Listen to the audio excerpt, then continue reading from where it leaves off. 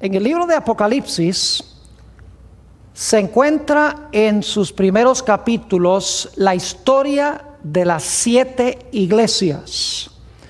Ahora, las 7 iglesias, según la mayoría de los eruditos, representan 7 periodos consecutivos en la historia de la iglesia cristiana, desde los días de los apóstoles hasta el fin del tiempo. Es decir, que las 7 iglesias eran iglesias literales en Asia Menor, pero Dios las escogió para ilustrar características de la iglesia en 7 periodos consecutivos de toda la historia de la iglesia, desde los días apostólicos hasta el fin del tiempo. La mayoría de los eruditos bíblicos están de acuerdo con este panorama. Quisiera leer, al comenzar nuestro estudio de hoy, 2 citas. Dice Hal Lindsey lo siguiente: yo creo que estas 7 iglesias fueron escogidas y puestas en su orden por nuestro omnisciente Señor, porque tenían problemas y características que iban a profetizar 7 etapas de la historia por las cuales habría de pasar la iglesia universal. Quiero que noten especialmente la última parte de esta cita. Dice que Dios escogió estas 7 iglesias en Asia Menor porque iban a profetizar 7 etapas de la historia por las cuales habría de pasar la iglesia universal. Es decir, Hal Lindsey, con quien estoy en desacuerdo en la mayoría de sus conceptos proféticos, dice que las 7 iglesias representan 7 periodos consecutivos de la historia de la iglesia. Eso es un dato muy importante para recordar. Ahora, también quiero leer una cita de Elena White. Como les mencioné, esta cita se encuentra en el libro Hechos de los Apóstoles, la página 467. La autora aquí concuerda con la cita que leí de Hal Lindsey. Dice la autora lo siguiente: los nombres de estas, es decir, de las 7 iglesias, son un símbolo de la iglesia en diferentes periodos de la era cristiana. Fíjense lo que dice: los nombres de estas son un símbolo de la iglesia en diferentes periodos de la era cristiana. Luego sigue diciendo, el número 7 indica algo completo y significa que los mensajes se extienden hasta el fin del tiempo, mientras que los símbolos usados revelan la condición de la iglesia en diferentes periodos de la historia. Así que la autora nos dice varias cosas importantes. En primer lugar, nos dice que estas iglesias representan 7 periodos de la era cristiana. Nos menciona también que el número 7 indica totalidad, es decir, estas iglesias representan la totalidad de la historia de la iglesia. Y nos dice que los símbolos que se usan para las iglesias describen la condición de la iglesia en diferentes periodos. Así que es importante recordar entonces que las 7 iglesias representan 7 periodos de la historia de la iglesia universal, desde los días de los apóstoles hasta el fin del tiempo. Hay un punto muy importante tomando en cuenta lo que hemos notado, y es que la iglesia número 6, que es la que vamos a estudiar en nuestro tema de hoy, la iglesia de Filadelfia, tiene que ser un periodo de la historia de la iglesia hacia el final de la historia. Porque si la primera iglesia representa los tiempos apostólicos, la segunda iglesia el periodo después de eso, y luego la tercera iglesia, la cuarta, la quinta y la sexta iglesia tiene que representar un periodo al final de la historia de la iglesia, porque no queda sino una sola iglesia, son 7. Así que la sexta tiene que ser al puro final de la historia de la iglesia. Esto es muy importante. Otro dato supremamente importante es el significado del nombre de la séptima iglesia, la iglesia que sigue a la número 6. El nombre Laodicea, que es el nombre de la séptima iglesia, significa juzgar al pueblo. Es decir, que la iglesia que viene después de la iglesia número 6 lleva el nombre Laodicea, que significa juzgar al pueblo. Durante el periodo de la séptima iglesia, entonces, encontramos que se va a juzgar al pueblo. Es un dato muy importante. Así que resumiendo, entonces, las 7 iglesias representan 7 periodos consecutivos de la historia de la iglesia. La iglesia número 6 tiene que ser un periodo ya llegando al final de la historia de la iglesia. La iglesia número 7, el significado del nombre Laodicea es juzgar al pueblo, lo cual significa que la iglesia número 6 viene inmediatamente antes de iniciarse el juicio. Ahora, con este marco histórico, podemos entrar a estudiar el mensaje a la iglesia de Filadelfia, la sexta iglesia. Si tienen sus Biblias, vayan conmigo al libro de Apocalipsis, el capítulo 3 y los versículos 7 y 8. Apocalipsis 3 y el versículo 7 y 8. Y recuerden, voy a recalcar otra vez este punto muy importante, y es que esta es la iglesia número 6, tiene que ser ya hacia el final de la historia de la iglesia. Y es la iglesia que viene inmediatamente antes de la iglesia en que se juzga al pueblo de Dios. Dice allí en Apocalipsis 3 y el versículo 7 lo siguiente: escribe al ángel de la iglesia en Filadelfia, esto dice el santo, el verdadero, el que tiene la llave de David. Ahora yo pregunto, ¿qué era David? Bueno, todos sabemos que David era un rey. Así que el que tiene esta llave de David tiene que estar en la línea de los reyes. Es decir, según dice este mensaje, tiene la llave de David. Y ahora noten lo que sigue diciendo: el que abre y ninguno cierra, y cierra y ninguno abre. Ahora, ustedes saben que una llave se usa para abrir una puerta. Aquí dice que el personaje que se menciona en esta iglesia, que dicho sea de paso es Jesús, tiene la llave de David. Y con la llave abre y ninguno cierra, y con la llave cierra y ninguno abre. Ahora, la pregunta clave es: ¿qué es lo que abre y qué es lo que cierra? Sigamos leyendo. Dice: yo conozco tus obras. He aquí, he puesto delante de ti una ¿qué? Una puerta abierta, la cual nadie puede cerrar. Porque aunque tienes poca fuerza, has guardado mi palabra y no has negado mi nombre. Es decir, el propósito de la llave es para abrir una puerta y para cerrar otra puerta. Y uno se pregunta, ¿cuál puerta es la que cierra esta llave y cuál puerta es la que abre esta llave? En la iglesia de Filadelfia hay una puerta que se le coloca enfrente a esta iglesia y se le invita a esta iglesia a entrar por esa puerta que ha sido abierta por la llave. Ahora, para entender la llave de David necesitamos regresar al Antiguo Testamento, porque este pasaje de Apocalipsis 3, 7 y 8 viene de un pasaje que encontramos en el libro de Isaías. Vuelvan conmigo a Isaías, el capítulo 22 y los versículos 21 y 22. Isaías 22 y el versículo 21 y 22. Y acuérdense que en el libro de Apocalipsis se está hablando es del Señor Jesucristo. Esto dice el santo, el verdadero, el que tiene la llave de David, es Jesús mismo. Y esta es una profecía que viene del libro de Isaías. Aquí sí que en Isaías se refiere también a Jesús. Dice en el versículo 21 de Isaías 22: en aquel día llamaré a mi siervo Eliakim, hijo de Hilcías, y lo vestiré de tus vestiduras, y lo ceñiré de tu talabarte, y entregaré en sus manos tu potestad. Esa palabra es muy importante, tu potestad. Se podría traducir mejor con la palabra gobierno. A eso volveremos después. Sigue diciendo: y será para padre al morador de Jerusalén y a la casa de Judá. Y ahora escuchen bien.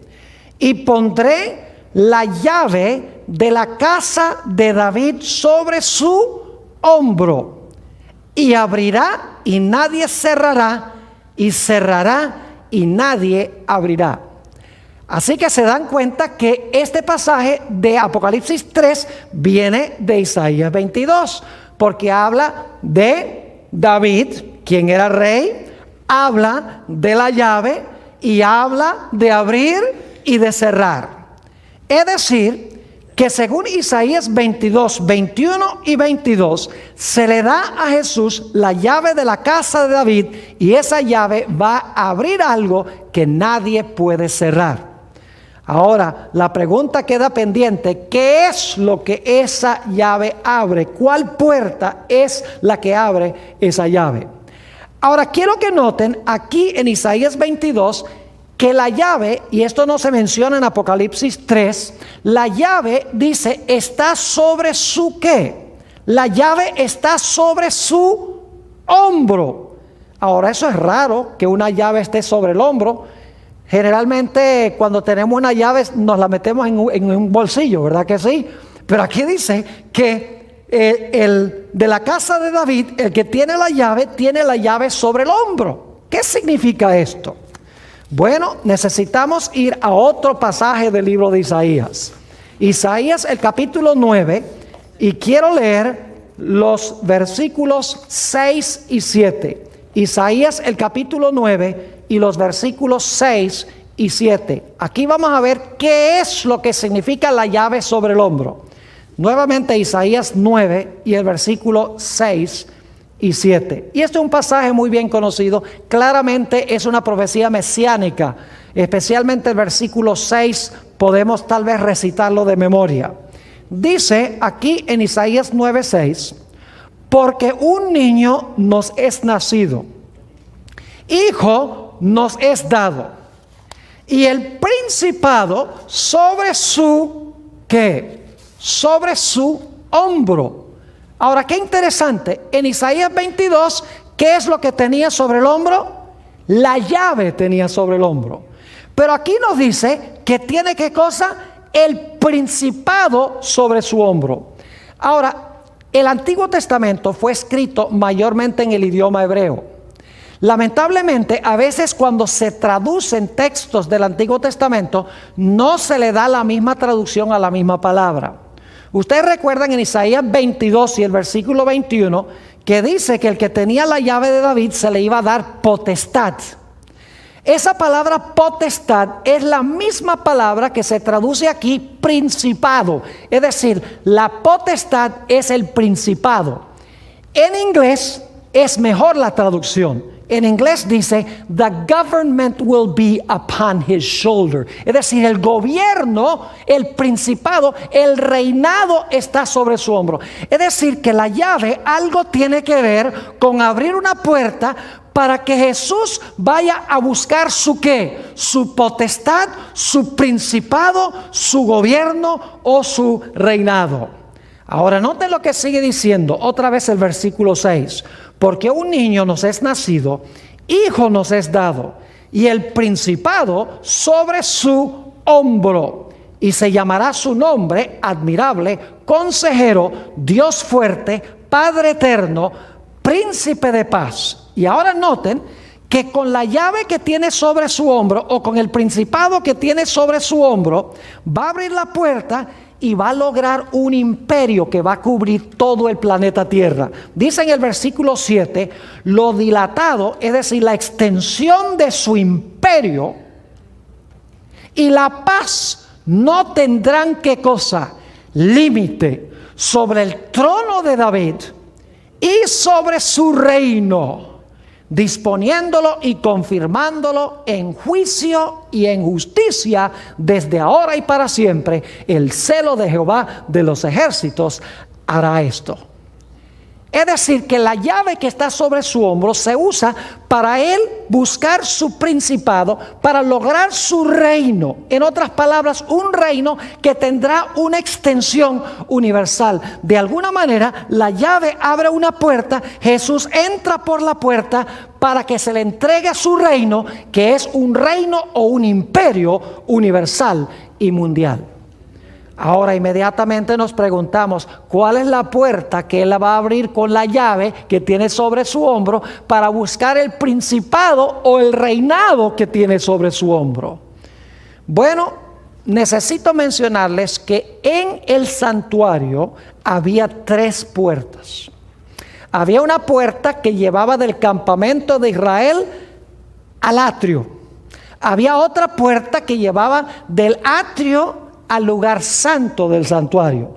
Y había una tercera puerta que conducía del lugar santo del santuario al lugar santísimo. E inmediatamente uno se pregunta, ¿cuál de esas 3 puertas se abren con la llave que Jesús tiene sobre su hombro para buscar su imperio que va a cubrir todo el mundo, es decir, todo el universo? Bueno, no puede ser la primera puerta. Vamos a encontrar que la primera puerta lleva al atrio, y la obra que Jesús desempeñó en el atrio la hizo en la tierra. Por ejemplo, en el atrio se traía el cordero para examinarlo, para estar seguro de que era perfecto. Y también en el atrio, sobre el altar, se sacrificaba el cordero.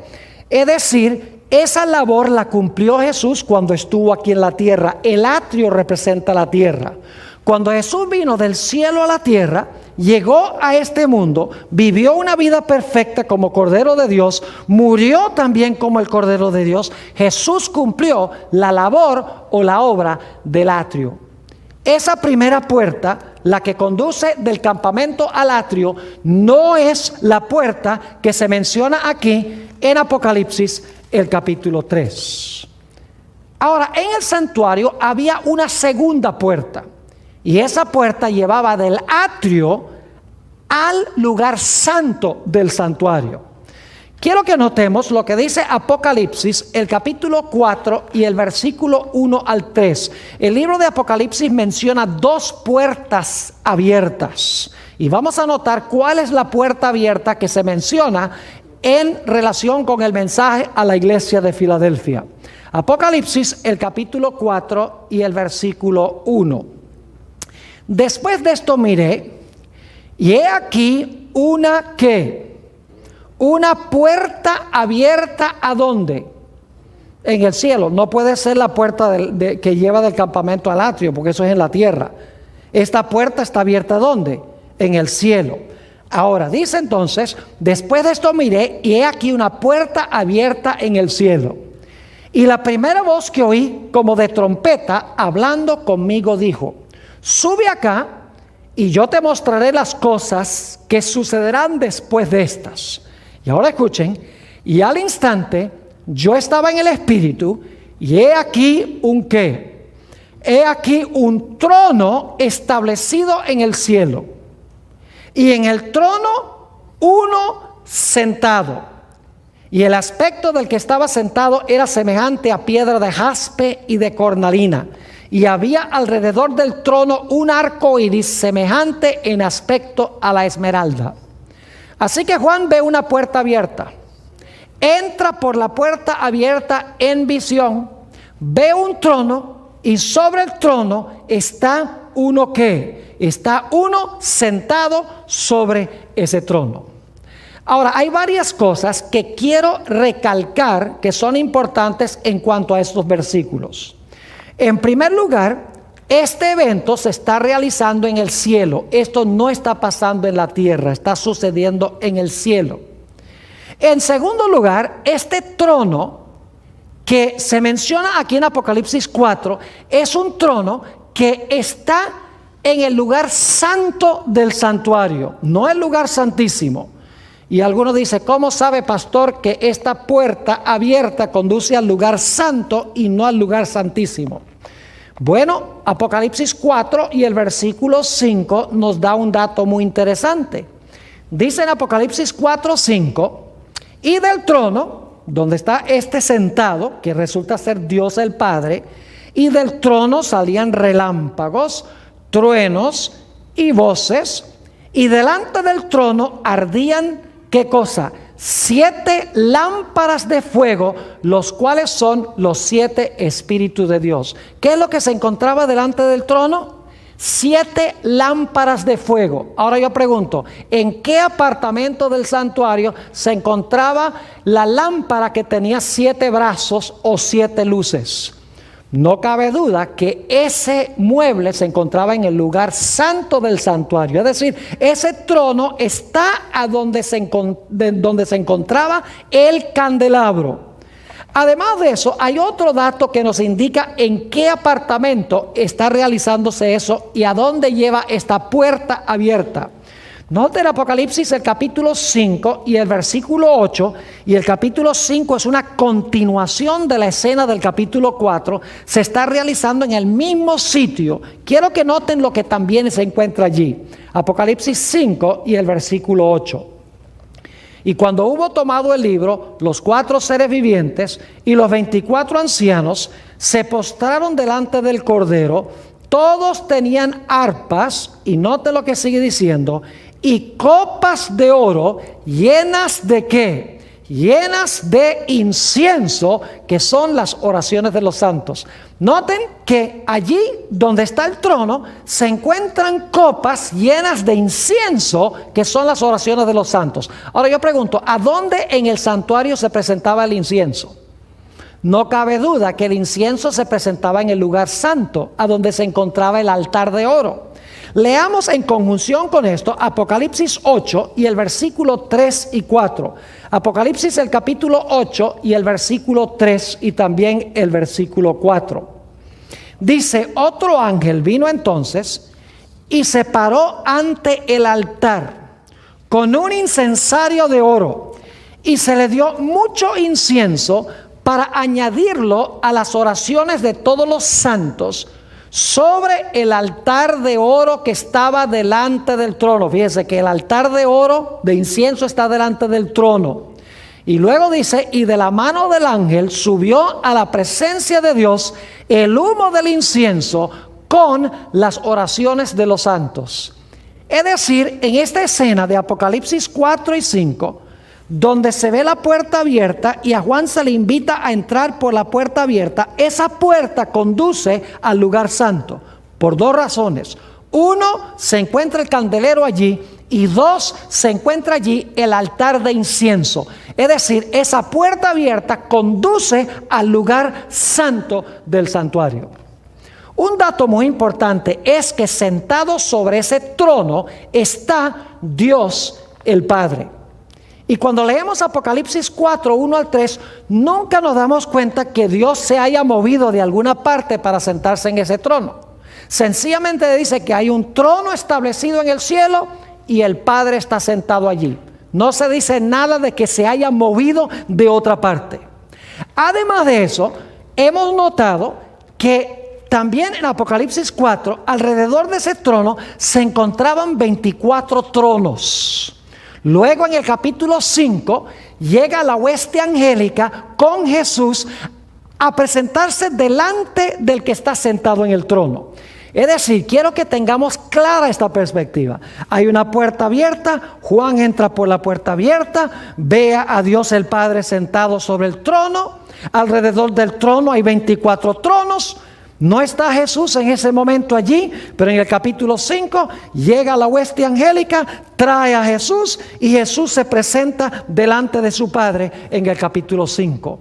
Todo esto se está realizando en el lugar santo del santuario. Es decir, que esta puerta que se menciona en Apocalipsis el capítulo 4 y el versículo 1 al 3 es la puerta que conduce al lugar santo del santuario.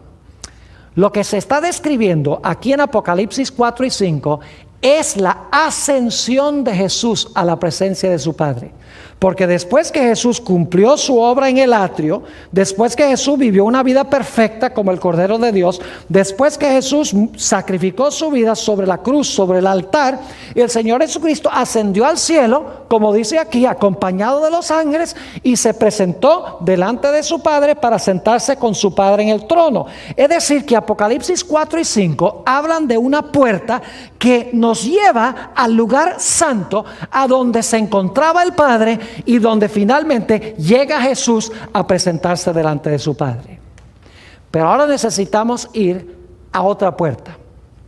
Dicho sea de paso, antes de leer el texto sobre esa otra puerta, necesito dejar muy en claro este punto, y es que la puerta de la cual vamos a leer ahora no puede ser la misma puerta de Apocalipsis del capítulo 4. Porque vamos a encontrar que hay otro mueble que está allí en este texto. No se encuentra el altar de incienso, ni se encuentra el candelabro, se encuentra otro mueble detrás de esa puerta. Noten Apocalipsis, el capítulo 11 y el versículo 19. Apocalipsis, el capítulo 11 y el versículo 19. Dice aquí: y el templo de Dios fue abierto en el cielo. ¿Qué fue lo que sucedió en el cielo? ¿Se abrió qué cosa? El templo de Dios se abrió en el cielo. Y ahora escuchen lo que dice: y el arca de su pacto se veía en el templo, y hubo relámpagos, voces, truenos, un terremoto y grande granizo. Ahora yo quiero preguntar, ¿esta puerta a dónde conduce? ¿Al lugar santo del santuario? No. Esta puerta conduce al lugar santísimo del santuario. Y quiero que noten que esta puerta no estuvo siempre abierta. Esta puerta llegó un momento cuando se abrió. Y cuando se abrió esta puerta, se vio adentro, ¿qué mueble? El arca del pacto. Ahora yo pregunto, ¿a dónde se encontraba en el santuario el arca del pacto? Ustedes saben, el arca del pacto se encontraba dentro del lugar santísimo del santuario. Es decir, que esta puerta de Apocalipsis 11:19 conduce ¿a dónde? Al lugar santísimo del santuario. Ahora quiero repasar lo que hemos estudiado sobre las tres puertas. La primera puerta es la que conduce del campamento al atrio. Jesús, cuando vino del cielo, se presentó en el atrio, vivió una vida perfecta como cordero, murió en la cruz. La segunda puerta conduce al lugar santo del santuario. Jesús ascendió al cielo, se presentó delante de su Padre, quien estaba sentado en el trono, fue traído por los ángeles, había tronos con 24 seres sentados en los tronos, es decir, que representa el comienzo de la obra sacerdotal de Jesús en el cielo. Y luego tenemos la tercera puerta, que es la puerta que conduce al lugar santísimo del santuario. Ahora, un detalle cronológico muy importante que es este. Apocalipsis 4 y 5 está hablando de un evento que sucedió al comienzo de la historia de la iglesia cristiana, porque Jesús ascendió y luego entonces comienza la historia de la iglesia. Apocalipsis 11:19 no está hablando del comienzo de la historia de la iglesia, sino que está hablando de un evento que se realiza hacia el final de la historia de la iglesia. Y eso lo sabemos porque Apocalipsis 11:19, donde se abre el templo y se ve el arca del pacto, se está realizando bajo la sexta trompeta de Apocalipsis. Es decir, las trompetas cubren el mismo periodo de las iglesias. La sexta iglesia es hacia el final de la historia. Así que la sexta trompeta también tiene que ser hacia el final de la historia de la iglesia. Ahora, necesitamos compaginar este mensaje a la iglesia de Filadelfia, y lo que quiero mostrarles es que la puerta que se presenta delante de la iglesia de Filadelfia es la puerta que conduce al lugar santísimo. No puede ser la puerta que conduce al lugar santo, porque la sexta iglesia ya es al final de la historia. Apocalipsis 4 y 5 habla del momento cuando Jesús ascendió al cielo y se sentó con su Padre en el trono. Es decir, son dos momentos históricos completamente distintos. Jesús asciende, se abre la puerta del lugar santo, Jesús se sienta con el Padre en el trono. Mucho más adelante, bajo la sexta iglesia, nuevamente se abre una puerta al lugar santísimo, Jesús entra nuevamente a la presencia de su Padre. Ahora, en Daniel 7 encontramos nosotros una descripción de este gran evento. Antes de leer el pasaje que describe este evento, necesito darles un poquito de contexto.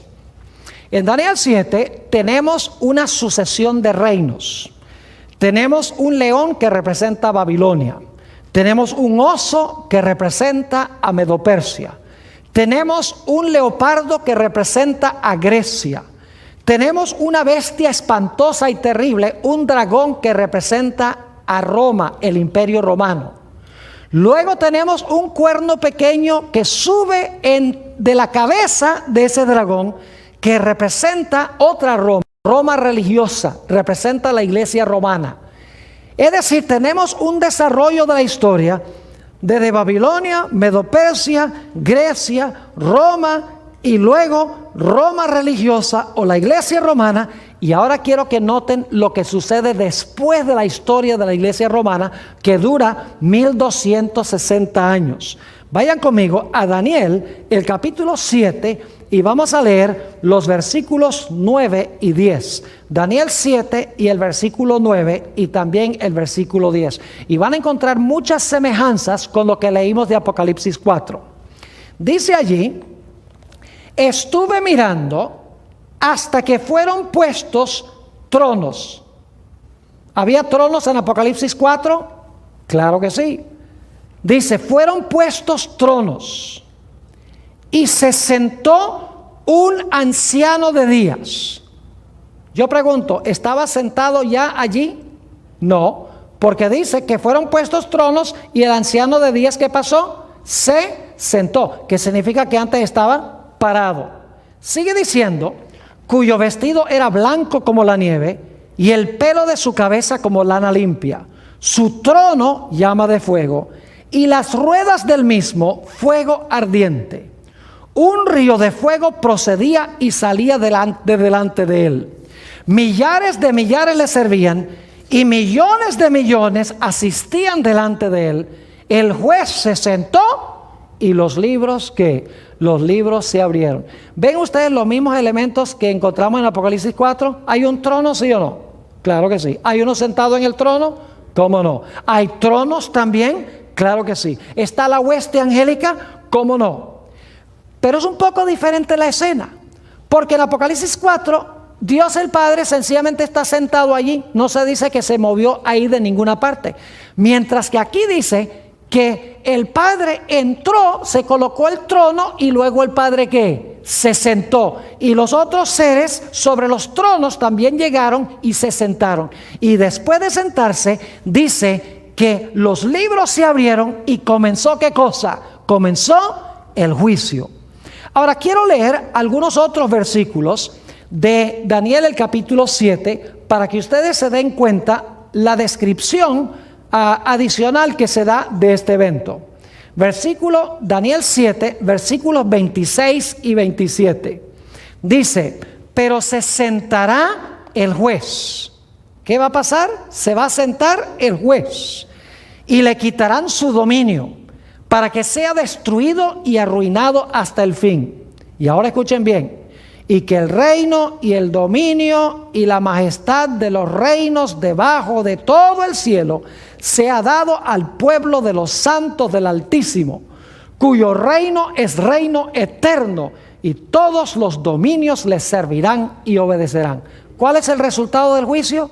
El resultado del juicio es que a Jesús se le va a dar el reino ¿qué? Se le va a dar el reino eterno. Lo mismo que encontramos el mensaje a la iglesia de Filadelfia.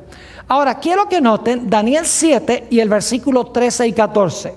Ustedes notan que se colocan tronos, se coloca un trono, el Padre se sienta en el trono, los libros se abren Y entonces, como en Apocalipsis 4, ahora se presenta Jesús delante del Padre. Daniel 7 y el versículo 13 y 14. Y miraba yo en la visión de la noche, y he aquí, con las nubes del cielo, venía uno como un hijo de hombre, que vino hasta ¿dónde? Que vino hasta el anciano de días, y le hicieron acercarse delante de él. ¿Y qué hace cuando entra ya a donde se encontraba Dios el Padre?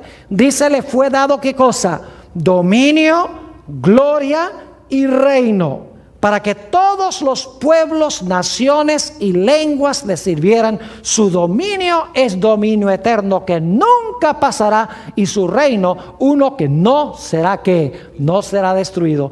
Yo pregunto entonces, en Apocalipsis el capítulo 3, la iglesia de Filadelfia dice que se le da una llave. Vimos que la llave está sobre el hombro, el principado está sobre el hombro, y luego se dice que su reino no va a tener fin ni va a tener límites de extensión. Yo pregunto, ¿es la misma escena que encontramos en Daniel el capítulo 7? Claro que sí.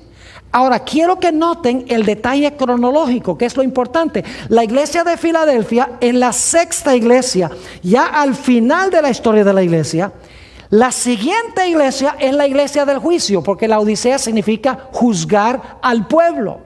De la misma manera, en Daniel 7 encontramos que el Padre entra, se sienta, luego llega Jesús con los ángeles, entra por la puerta al lugar santísimo, y entonces se le da a Jesús su reino, un reino que no será corrompido, un reino que es de extensión universal.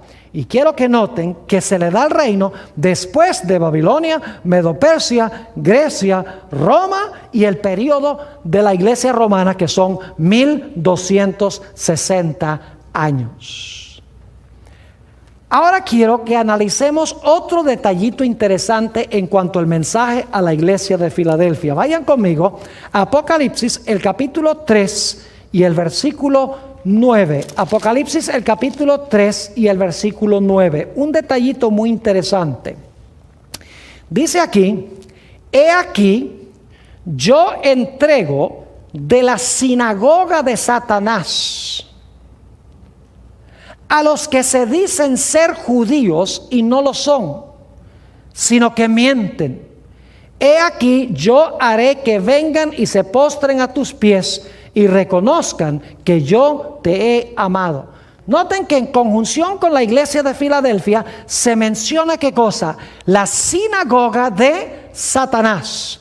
Y dice que se dicen ser judíos, pero no lo son. Ahora, ¿qué quiere decir este lenguaje? Que en la iglesia de Filadelfia hay personas que dicen que son judíos y no lo son.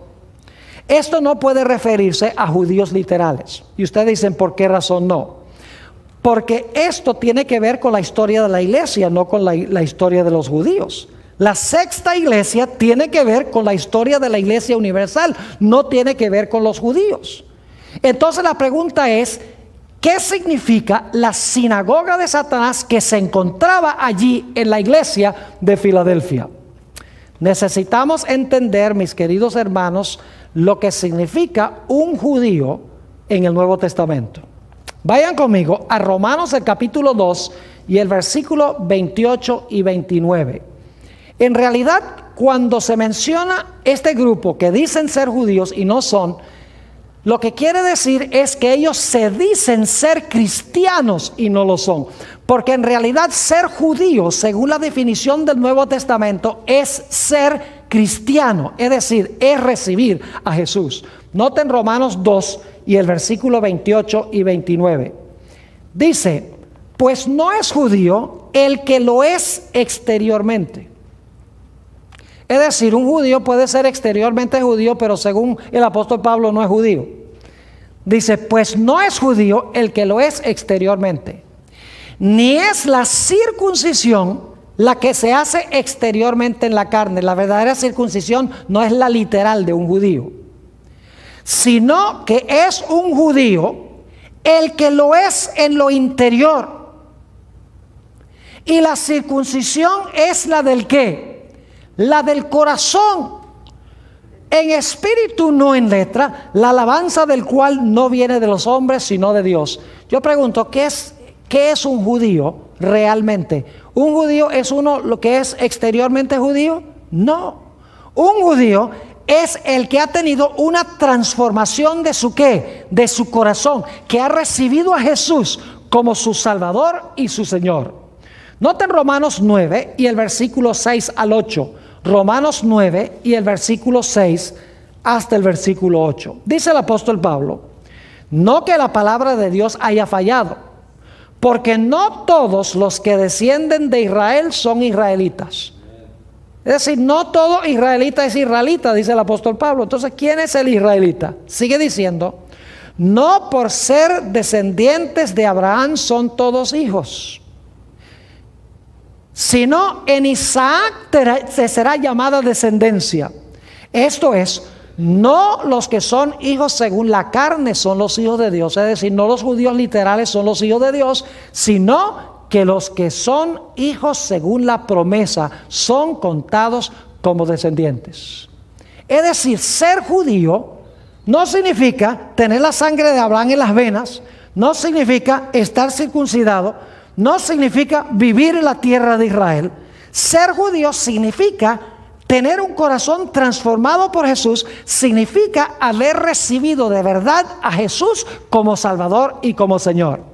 Fíjense en San Juan el capítulo 8 y el versículo 37, y luego voy a saltar al versículo 44. Aquí Jesús estaba hablando con los judíos que profesaban ser simiente de Abraham. Y yo quiero que noten lo que Jesús les dijo. Estos que rechazaban a Jesús, Jesús les dice: ustedes no son hijos de Abraham, ustedes no son judíos.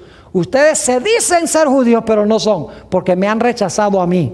Noten San Juan 8 y el versículo 37. Dice Jesús: sé que sois descendientes de Abraham. Es decir, yo sé que ustedes son descendientes de Abraham, pero procuráis matarme, porque mi palabra no haya cabida en vosotros. Versículo 44. Vosotros sois de vuestro padre, ¿qué cosa? El diablo, y los deseos de vuestro padre queréis hacer. Él ha sido homicida desde el principio y no ha permanecido en la verdad, porque no hay verdad en él. Cuando habla mentira, de lo suyo habla, porque es mentiroso y padre de mentira. Fíjense que Jesús le dice a los judíos: yo sé que ustedes descienden de Abraham, pero ustedes no son descendientes de Abraham, ustedes no son judíos, porque ustedes me quieren matar a mí. Abraham me amó, quería ver mi día, estaba contento cuando sabía que yo iba a venir, pero ustedes dicen ser hijos de Abraham y quieren matarme, así que ustedes no son hijos de Abraham, nada. Aunque son judíos literales, en realidad no son judíos en verdad, porque no han recibido a Jesús como Salvador y Señor. Un último texto, Gálatas 3 y el versículo 28 y el versículo 29, sobre la identidad de lo que es un judío. Dice en Gálatas 3, 28 y 29: ya no hay judío ni griego, no hay esclavo ni libre, no hay varón ni mujer, porque todos vosotros sois uno en Cristo Jesús. Ahora viene el versículo clave: y si vosotros sois de Cristo, ciertamente simiente de Abraham sois y herederos según la promesa. ¿Qué es lo que significa ser hijo de Abraham? Significa, ¿qué cosa? Haberse unido con Jesús. Si vosotros sois de Cristo, simiente de Abraham sois. Ahora volvamos al aspecto de la sinagoga de Satanás en la iglesia de Filadelfia. Recuerden que esto no tiene nada que ver con judíos literales, porque esta es la sexta iglesia. Ya los judíos han sido rechazados como nación mucho tiempo antes. Lo que quiere decir esto es que en la iglesia de Filadelfia iba a haber personas que se decían ser cristianas y no lo eran.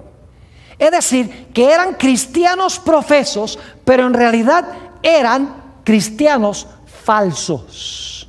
Se decían ser judíos, pero no lo eran. Ser judío es unirse con Jesús. Dicen que están unidos con Jesús, pero en realidad no lo estaban.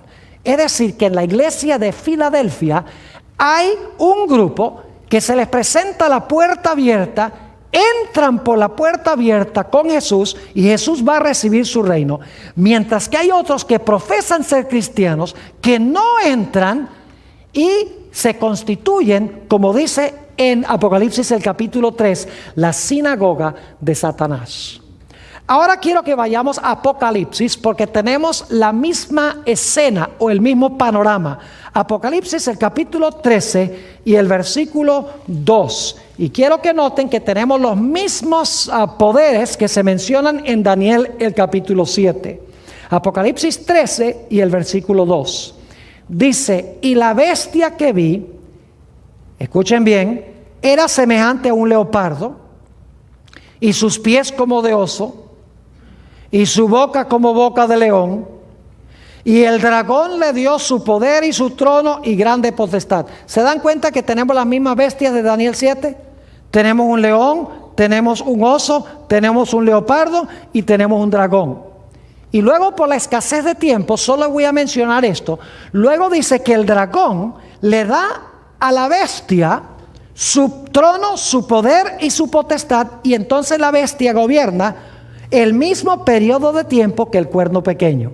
Es decir, que Apocalipsis 13 presenta el mismo panorama de Daniel 7. En Daniel 7 tenemos un león, oso, leopardo, dragón. Luego sale un cuerno pequeño que gobierna 1260 años. Luego entonces viene la escena del juicio. El juez se sienta, Jesús viene con los ángeles y empieza el juicio. Aquí tenemos las mismas bestias, el león, el oso, el leopardo, el dragón, y luego la bestia gobierna 42 meses, es decir, el mismo periodo de 1260 años. Y luego quiero que noten que después que gobiernan el león, el oso, el leopardo, el dragón y la bestia, durante el mismo periodo que el cuerno pequeño, quiero que noten lo que sucede inmediatamente después. En Daniel 7 dice que inmediatamente después viene el juicio. Ahora quiero que noten que en Apocalipsis 14, inmediatamente después de estos poderes, también viene el juicio. Apocalipsis 14 y el versículo 6 y 7. Apocalipsis 14 y el versículo 6 y 7. Dice, vi volar por en medio del cielo a otro ángel, que tenía el evangelio eterno para predicarlo a los moradores de la tierra, a toda nación, tribu, lengua y pueblo, diciendo a gran voz, escuchen bien, temed a Dios y dadle gloria, porque ¿qué cosa? Porque la hora de su juicio ha llegado, y adorad a aquel que hizo el cielo, la tierra, el mar y las fuentes de las aguas.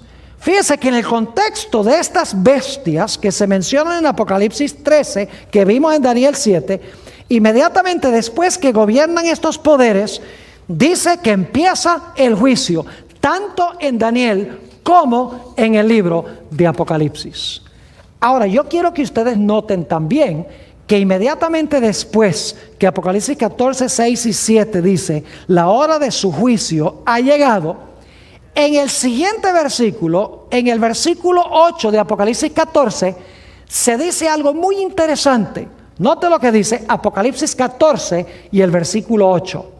Otro ángel le siguió diciendo, ha caído, ¿qué cosa?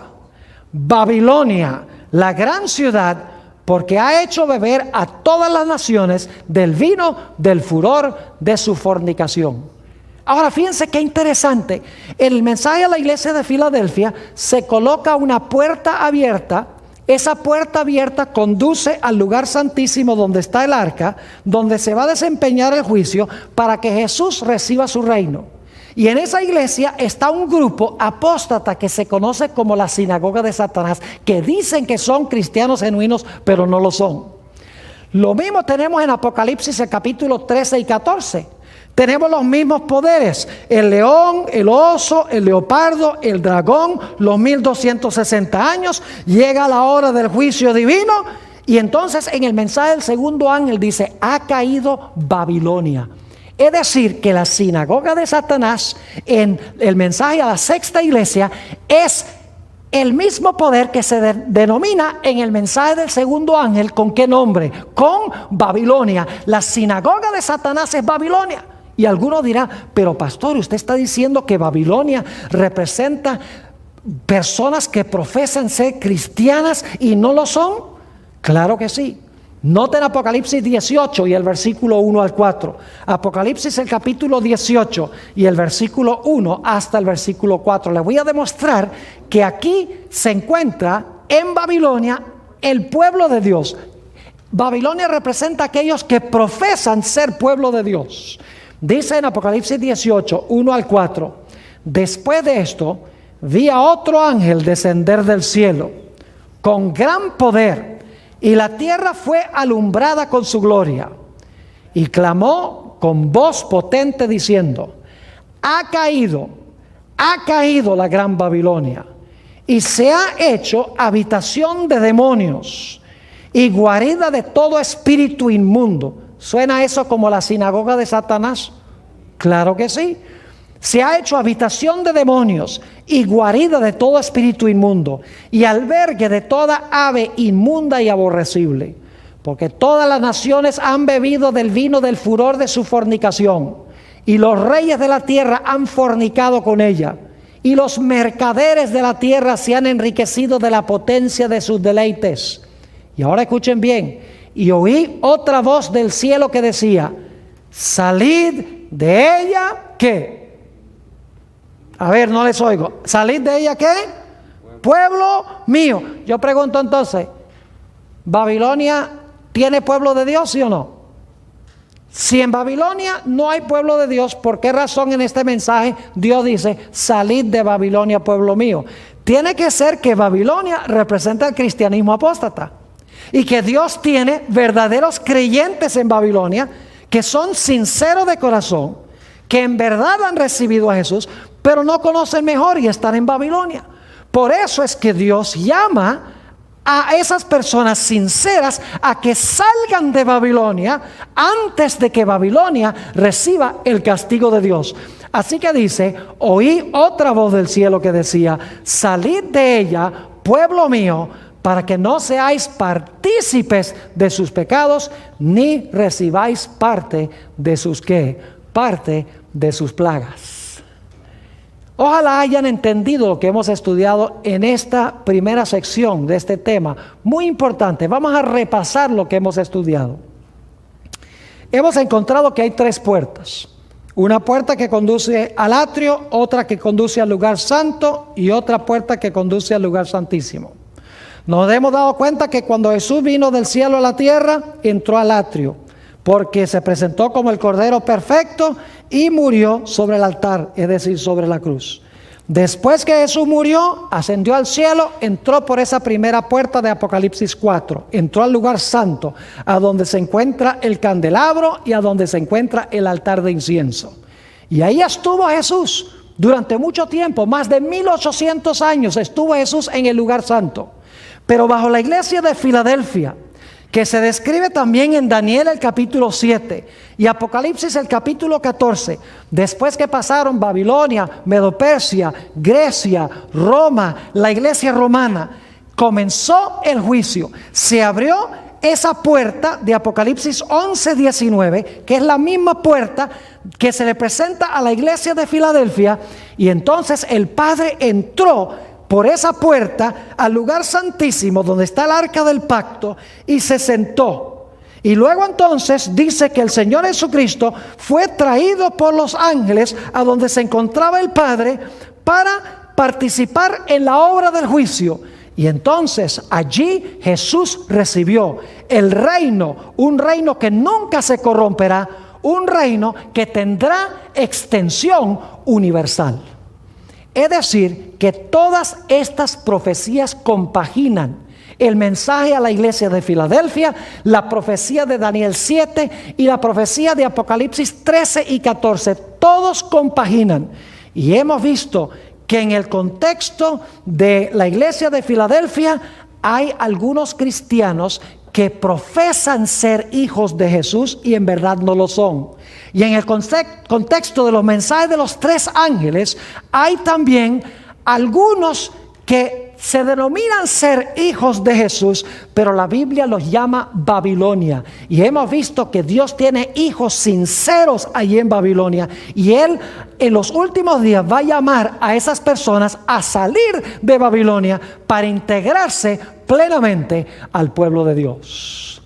Hemos estudiado ahora el contexto histórico del mensaje a la iglesia de Filadelfia, de Daniel el capítulo 7 y de Apocalipsis el capítulo 13 y 14. Quise comenzar con la Biblia porque la Biblia es nuestra norma de fe y de conducta. Pero quiero compartir con ustedes que en nuestro segundo segmento, que sigue inmediatamente, vamos a analizar este tema desde la perspectiva de una autora extraordinaria que compagina perfectamente con lo que hemos estudiado de la Sagrada Escritura. Voy a dedicar la segunda hora para hablar de varias cosas que escribió una autora hace más de 100 años. Su nombre es Elena G. de White. Y ustedes se van a dar cuenta en las citas que les voy a leer cómo ella compagina perfectamente con lo que dice la Biblia, solo que ella amplía y describe con lujo de detalles lo que hemos estudiado durante nuestro primer periodo de hoy.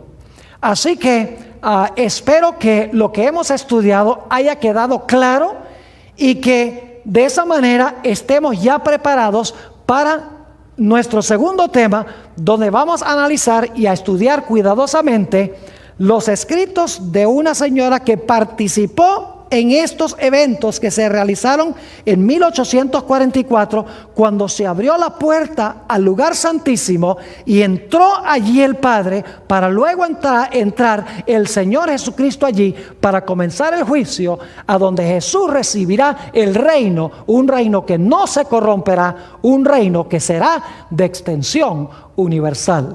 Pronto. En esta segunda presentación del tema adoración en el trono de Satanás, quiero comenzar leyendo una cita. En realidad es un capítulo entero que encontramos en el libro Primeros Escritos, la página 54 hasta la página 56. El título del capítulo es El fin de los 2300 días. Dice así. Y la autora Elena White está presenciando esto en visión. Vi un trono y sobre él se sentaban el Padre y el Hijo. Y este trono, quiero decirles, está en el lugar santo. Es lo que se describe en Apocalipsis 4, 1 al 3. Sigue diciendo, me fijé en el rostro de Jesús y admiré su hermosa persona. No pude contemplar la persona del Padre, pues le cubría una nube de gloriosa luz. Pregunté a Jesús, porque entabla una conversación con Jesús, pregunté a Jesús si su Padre tenía forma como Él. Dijo que la tenía, pero que yo no podía contemplarla, porque, dijo, si llegases a contemplar la gloria de su persona, dejarías de existir. Luego dice ella, delante del trono vi al pueblo adventista, la iglesia y el mundo. Vi dos compañías, la una postrada ante el trono, profundamente interesada, mientras que la otra no manifestaba interés y permanecía de pie indiferente. Quiero que noten que ella ve delante del trono dos grupos. Uno que está arrodillado, muy atento a lo que está pasando en el trono, y el otro grupo de pie, indiferente. Sigue diciendo, los que estaban postrados delante del trono, elevaban sus oraciones a Dios y miraban a Jesús. Miraba él entonces a su Padre y parecía interceder para con él. Una luz se transmitía del Padre al Hijo, y de éste a la compañía que oraba. Así que el pueblo oraba y el Padre mandaba su bendición a este grupo que estaba delante del trono.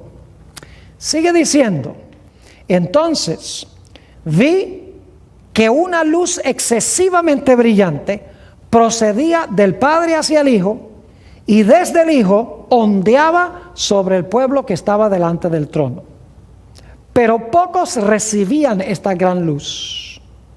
Muchos salían de debajo de ella y la resistían inmediatamente. Es decir, los que estaban arrodillados ahí, cuando llegaba la luz, un grupo lo recibía gustosamente, el otro grupo resistía la luz. Nuevamente dice, pero pocos recibían esta gran luz. Muchos salían de debajo de ella y la resistían inmediatamente. Otros eran descuidados y no apreciaban la luz, y ésta se alejaba de ellos. Los que no apreciaban la luz eran los que quedaron parados ahí al lado del trono. Dice, algunos la apreciaban y se acercaban para postrarse con la pequeña compañía que oraba. Esta recibía la luz y se regocijaba en ella, y sus rostros brillaban con su gloria. Ahora escuchen bien. Vi al Padre levantarse del trono. Recuerden que este es el trono en el lugar santo. Vi al Padre levantarse del trono, y en un carro de llamas entró en el lugar santísimo al interior del velo y se sentó. ¿Recuerdan Daniel 7 que el Padre llegó y se sentó? Sigue diciendo, entonces Jesús se levantó del trono, y la mayoría de los que estaban prosternados se levantó con él. No vi un solo rayo de luz pasar de Jesús a la multitud indiferente después que él se levantó. Y esa multitud fue dejada en perfectas tinieblas. Los que se levantaron cuando se levantó Jesús tenían sus ojos fijos en él, mientras se alejaba del trono y los conducía un trecho. Alzó entonces su brazo derecho y oímos su hermosa voz decir, aguardad aquí. Ahora escuchen bien, aguardad aquí. Voy a mi Padre para recibir el reino. ¿Recuerdan por qué la puerta estaba abierta y qué iba a hacer cuando entrara por la puerta? La llave sobre el hombro, la potestad del gobierno sobre su hombro. Voy a mi Padre para recibir el reino. Mantened vuestras vestiduras inmaculadas, y dentro de poco volveré de las bodas y os recibiré a mí mismo. Después de esto, un carro de nubes, cuyas ruedas eran como llamas de fuego, llegó rodeado de ángeles a donde estaba Jesús. Él entró en el carro y fue llevado al lugar santísimo donde el Padre estaba sentado. O sea que ella está comentando Daniel el capítulo 7. Sigue diciendo, allí contemplé a Jesús, el gran sumo sacerdote, de pie delante del Padre. En la orla de su vestidura había una campana y una granada, luego otra campana y otra granada, que era la vestimenta del sumo sacerdote. Sigue diciendo, los que se levantaron con Jesús elevaban su fe hacia él en el lugar santísimo y rogaban, Padre, danos tu espíritu. Entonces Jesús soplaba sobre ellos el Espíritu Santo. En ese aliento había luz, poder, mucho amor, gozo y paz. Hasta este momento ella ha descrito lo que dice Daniel el capítulo 7. Cuando se abrió la puerta al lugar santísimo, se vio el arca del pacto, ahí entró Dios el Padre del lugar santo al lugar santísimo y se sentó. Luego un carruaje de fuego recogió al Señor Jesús, y el carruaje de fuego trajo al Señor Jesús al lugar santísimo a donde había entrado el Padre. Ahora, lo que es aterrador es ver lo que dice Elena White en la última parte de este capítulo. Dice lo siguiente: me di vuelta para mirar la compañía que seguía postrada delante del trono, y no sabía que Jesús la había dejado. Es decir, había un grupo que cuando Jesús se levantó y se movió, ellos tenían los ojos fijos en Jesús y siguieron a Jesús allá al lugar santísimo a lo que iba a hacer. Pero hay otros que se quedaron prosternados delante del trono y no se dieron cuenta que Jesús se movió. Nuevamente dice, me di vuelta para mirar la compañía que seguía postrada delante del trono y no sabía que Jesús la había dejado. Ahora noten, Satanás parecía estar al lado del trono, procurando llevar adelante la obra de Dios. Vi a la compañía, ahora escuchen esto, vi a la compañía alzar las miradas hacia el trono y orar, Padre, danos tu espíritu. Satanás soplaba entonces sobre ella una influencia impía. En ella había luz y mucho poder, pero nada de dulce amor, gozo ni paz. El objeto de Satanás era mantenerla engañada, arrastrarla hacia atrás y seducir a los hijos de Dios. Una descripción vívida de lo que pasó en el cielo y lo que pasó en la tierra en 1844, cuando el Señor Jesucristo entró al lugar santísimo para comenzar su obra de juicio allá para ganar su reino. Ahora quiero leer otra cita que encontramos en el libro Primeros Escritos, página 43, donde la autora amplía este punto en cuanto a lo que pasó en 1844. Dice lo siguiente: se me mostró lo que había ocurrido en el cielo al terminar en 1844 los periodos proféticos. Cuando Jesús concluyó su ministerio en el lugar santo, ahora escuchen esto, y cerró la puerta de ese departamento. ¿Hubo una puerta cerrada en Filadelfia? ¿Cómo no? ¿Hubo una puerta abierta a la iglesia de Filadelfia? Claro que sí. ¿Cuál fue la puerta cerrada? La del lugar santo, de donde salió. ¿Cuál fue la puerta abierta? La del lugar santísimo, donde entró. Dice, y cerró la puerta de ese departamento, escuchen bien, densas tinieblas envolvieron a quienes habían oído y rechazado el mensaje del advenimiento y lo habían perdido de vista a él. Ustedes recuerdan que estudiamos en nuestro primer tema que en la iglesia de Filadelfia se coloca una puerta abierta. Esa puerta abierta conduce al lugar santísimo del santuario. Se invita a la iglesia de Filadelfia a entrar por esa puerta donde está el arca del pacto, donde se realiza el juicio. Pero en la iglesia de Filadelfia también está lo que se conoce como la sinagoga de Satanás, que profesan ser seguidores de Jesús, pero que en realidad no lo son. Se dieron cuenta que en este pasaje de Elena White, ella dice que hubo un grupo que se quedó en el trono arrodillado, profesando adorar a Jesús y hablándole a Jesús y pidiéndole a Jesús su Espíritu Santo. Pero dice que en vez de la influencia, ser la influencia del Espíritu Santo, era en realidad la influencia de otro espíritu, del espíritu de Satanás. Es decir, ese grupo que no entró con Jesús al lugar santísimo es lo que la Biblia llama la sinagoga de Satanás, o en los mensajes de los tres ángeles, Babilonia. Ahora, necesito trazar un punto que es de crucial importancia en cuanto a lo que sucedió en 1844. Quiero repasar brevemente algo muy interesante que había en el lugar santísimo del santuario. Ustedes notaron en Apocalipsis 11:19 que dice que se abrió una puerta en el cielo y se vio el arca del pacto. Ahora escuchen bien lo que les voy a decir. Dentro del arca del pacto se encontraban las tablas de la ley. ¿Y qué tenían las tablas de la ley? Tenían los 10 mandamientos. ¿Cuál mandamiento está entre esos 10 mandamientos? Un mandamiento que el mundo cristiano profesa adorar a Jesús y profesa seguir a Jesús, pero pisotea ese mandamiento. ¿Cuál es ese mandamiento? El mandamiento número 4, que dice: 6 días trabajarás y harás toda tu obra, mas el séptimo día es sábado de Jehová tu Dios. Ahora, ¿saben lo que es interesante?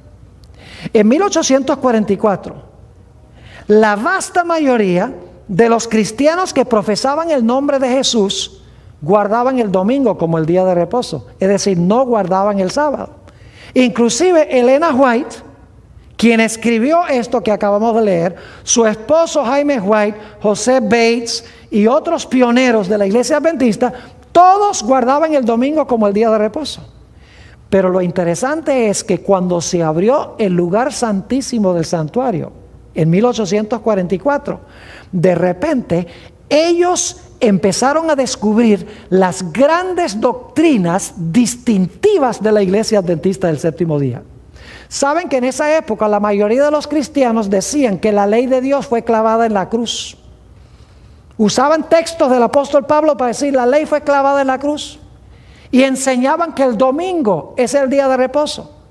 Y enseñaban que los muertos cuando se mueren se van directamente al cielo si fueron buenos, o se van directamente al infierno si fueron malos. Así enseñaban los cristianos de esa época. Pero saben que en 1844, cuando los pioneros de la iglesia adventista siguieron a Jesús por la puerta abierta al lugar santísimo, empezaron a descubrir varias cosas muy interesantes. En primer lugar, descubrieron que la ley de Dios todavía está vigente, que la ley no fue clavada en la cruz. ¿Y cómo sabían eso? Bueno, si entraron al lugar santísimo y se veía el arca del pacto, dentro del arca del pacto estaba la ley. Es decir, de repente, al ver el arca del pacto, al estudiar la Biblia, dicen, pero dentro del arca del pacto estaba la ley. Si en la tierra había un arca y tenía la ley, y el arca en la tierra era una copia del arca celestial, entonces en el cielo también tienen que estar los 10 mandamientos dentro del arca. Así que los mandamientos no fueron clavados en la cruz. Y entonces empezaron a decir, sí, pero en los mandamientos que estaban en el arca en la tierra, estaba el mandamiento del sábado en el centro de los 10 mandamientos. Pues si en la tierra encontramos que el arca y los mandamientos son una copia, como dicen Hebreos, del arca celestial, entonces allá tienen que estar también las tablas de la ley y tiene que estar también el sábado. Y por lo tanto empezaron a enseñar que Dios todavía esperaba que sus hijos guardaran la ley de Dios, y que se debía guardar el sábado como día de reposo. Pero descubrieron otras grandes enseñanzas. Descubrieron que en 1844 había comenzado el juicio. La hora de su juicio ha llegado, dice en Apocalipsis, el capítulo 14. Y saben que con el juicio descubrieron una gran doctrina de la iglesia adventista. La mayoría de los cristianos creen que cuando una persona se muere, si fue buena, se va directamente al cielo. Si fue mala, se va directamente al infierno en el momento de la muerte. Pero cuando ellos entraron al lugar santísimo y se dieron cuenta que en 1844 Jesús estaba comenzando el juicio en el lugar santísimo, dijeron, pero un momentico, si en 1844 es que comienza el juicio para separar a los buenos de los malos, entonces los buenos no pueden haberse ido al cielo, ni los malos pueden haberse ido al infierno cuando se murieron. Porque si se fueron al cielo o al infierno cuando se murieron, ¿para qué Dios convoca un juicio para separar a los buenos de los malos? Si cuando se murieron ya fueron separados. Es decir, descubrieron que los muertos nada saben entrando al lugar santísimo. Descubrieron que la ley de Dios todavía está vigente. Descubrieron que el sábado todavía es el día de reposo. ¿Sabe qué más descubrieron? En el lugar santísimo había un potecito de maná. ¿Saben que cuando Dios dio el maná a Israel, lo dio para enseñarles especialmente la importancia de una dieta sencilla, de una dieta vegetariana, de una dieta saludable? Dios le dijo, yo quiero que ustedes estén saludables, no coman esas carnes y esas comidas ricas que comían en Egipto, ustedes ahora son mi pueblo. Y Dios les dio maná para enseñarles la reforma pro salud. En el arca del pacto, en el Antiguo Testamento, se encontraba un potecito de maná. Y por lo tanto, en el arca celestial, como dice también en Hebreos el capítulo 9, también tiene que haber un pote de maná que enseña la importancia de vivir una vida saludable en armonía con los principios de la salud de Dios. Por eso, poco después de 1844, los pioneros de la iglesia adventista empezaron a descubrir que debían dejar de comer carne de puerco, que debían dejar de fumar, que debían dejar de beber alcohol, que debían cuidar su cuerpo porque era templo del Espíritu Santo. Lo descubrieron cuando entraron al lugar santísimo del santuario. Es decir, que varias doctrinas cruciales de la iglesia adventista se formularon como resultado de los pioneros entrar al lugar santísimo del santuario. La ley, el sábado, el estado de los muertos, el juicio, la importancia de los principios de la salud, todo se descubrió como consecuencia de entrar al lugar santísimo del santuario. Pero la mayoría de los cristianos quedaron ¿dónde? La mayoría de los cristianos, como hemos leído, quedaron en el lugar santo y no siguieron a Jesús al lugar santísimo. Por eso siguieron enseñando que la ley fue clavada en la cruz. Por eso siguieron enseñando que el domingo es el día de reposo. Por eso siguieron enseñando que los muertos no están muertos. Por eso siguieron enseñando que no importa lo que te comas, con tal que glorifiques a Dios está bien. Por eso rechazaron la idea de que el juicio comenzó en 1844, porque rehusaron seguir a Jesús. Y mis queridos hermanos, el cristianismo en general se convirtió en lo que la Biblia llama Babilonia o la sinagoga de Satanás. Quiero leerles otra visión que tuvo Elena White. Muy interesante, esto se encuentra también en el libro Primeros Escritos. Y voy a leer esta cita porque es supremamente interesante. Dice lo siguiente, lo tuvo en 1849. El sábado 24 de marzo de 1849, tuvimos con los hermanos de Towson, Maine, una reunión muy agradable e interesante. El Espíritu Santo fue derramado sobre nosotros y fui arrebatada en espíritu a la ciudad del Dios viviente, es decir, ella entró en visión. Luego se me mostró que los mandamientos de Dios y el testimonio de Jesucristo acerca de la puerta cerrada no pueden separarse. Y que el tiempo escuchen esto, y que el tiempo en que los mandamientos de Dios habían de resplandecer en toda su importancia, y cuando el pueblo de Dios había de ser probado acerca de la verdad del sábado, era cuando se abriese la puerta en el lugar santísimo del santuario celestial, donde está el arca que contiene los 10 mandamientos. Esta puerta, ahora escuchen bien, no se abrió hasta que hubo terminado la mediación de Jesús en el lugar santo del santuario en 1844. Entonces Jesús se levantó, cerró la puerta del lugar santo, abrió la que lleva al lugar santísimo y pasó detrás del segundo velo, donde está ahora al lado del arca y a donde llega la fe de Israel. Ahora escuchen bien, vi que Jesús había cerrado la puerta del lugar santo y nadie podía abrirla, y que había abierto la puerta que da acceso al lugar santísimo y nadie puede cerrarla. Entonces, ¿cuál es la puerta que el Señor Jesucristo cerró? La puerta del lugar ¿qué? Santo, donde estuvo desde Apocalipsis 4, 1 al 3. ¿Cuál fue la puerta entonces que abrió? Abrió la puerta al lugar santísimo del santuario. Nuevamente dice, vi que Jesús había cerrado la puerta del lugar santo y nadie podía abrirla, y que había abierto la puerta que da acceso al lugar santísimo y nadie puede cerrarla. Y que ahora escuchen esto, y que desde que Jesús abrió la puerta que da al lugar santísimo, que contiene el arca, los mandamientos de Dios han estado brillando hacia los hijos de Dios, y estos son probados acerca de la cuestión del sábado. Es decir, el sábado llega a ser una prueba en 1844, cuando entran al lugar santísimo, ven el arca del pacto. Sigue diciendo, vi que la prueba actual acerca del sábado no podía producirse antes que terminase la mediación de Cristo en el lugar santo, y Él hubiese pasado al interior del segundo velo. Por tanto, ahora escuchen esto, los cristianos que durmieron antes que se abriese la puerta de acceso al Santísimo, cuando terminó el clamor de medianoche, sin haber guardado el verdadero día de reposo, descansan en esperanza, porque no tuvieron la luz ni la prueba acerca del sábado que tenemos ahora desde que la puerta se abrió. Es decir, una pregunta que la gente muchas veces se hace es: Pastor Bor, ¿qué de todos esos cristianos que nunca guardaron el sábado? Antes de 1844, toda esa gente que no sabía en cuanto al sábado, ¿qué pasa con ellos? ¿Están perdidos? La respuesta es no.